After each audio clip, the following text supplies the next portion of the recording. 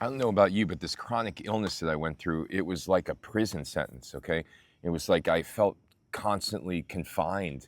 I couldn't go out and eat anything that I wanted to eat. I couldn't go out with my friends. I couldn't stay out late.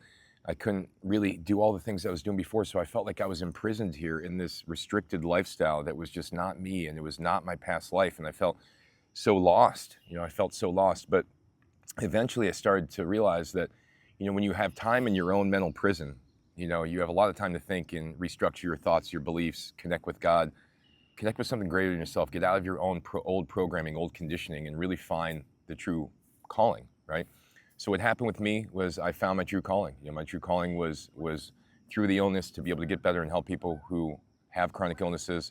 And, I found that within my mental prison. And then when I was still in my mental prison of illness, I found lots of different things that helped me to be able to escape this prison, various plant-based medicine, plant-based healing techniques, dietary changes, the discovery of mycotoxins and the connection between mycotoxins and illness, the discovery that past trauma was affecting my current symptoms, and I was being reminded of my traumas everywhere I was looking unknowingly, the realization that things that were in my subconscious were still affecting the way I was feeling, and that I had not addressed a lot of things from the past and didn't realize that those things were affecting how I was feeling now. And once I got out of this mental prison, and I was starting to get better and better and better, and I had my release date, quote unquote, where I realized, wow, it was going to be better here real soon, and I finally was pretty much symptom free.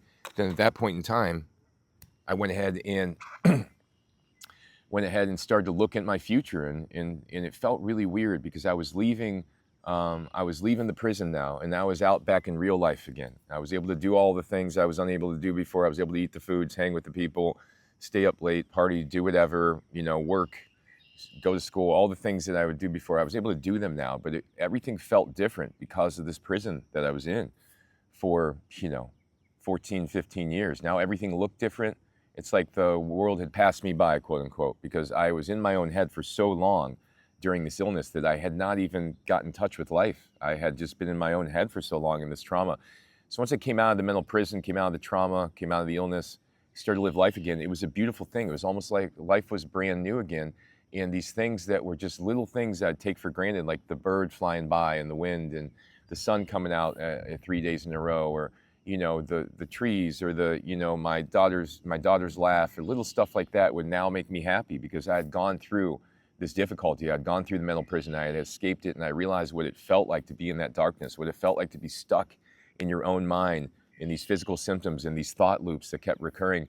And this was a very, very difficult place to be at that time. But guess what? I got out of it. And now on the other side of getting out of this prison, life looks different and life is exciting. So if you're dealing with a chronic illness, there's another side to this that can be really, really amazing. It's the part where when you're done with it and you get over it, that the symptoms, when they're gone, guess what? All the little things in life you'll start to appreciate. As soon as you address the underlying emotions that were there before the symptoms, because guess what? They'll pop up once your symptoms are gone. You'll have these underlying traumas and emotions that'll pop up. Once you deal with those, all the simple things in life you'll appreciate. And all of a sudden you'll look back on the illness, you look back on the difficulty, and you'll say, man, it was worth it, because I would have never had this perspective unless I went through all this. Thanks for watching, everybody. Go to my website, endsickness.org. I got hundreds of articles, hundreds of videos on there. Hope you have a good one.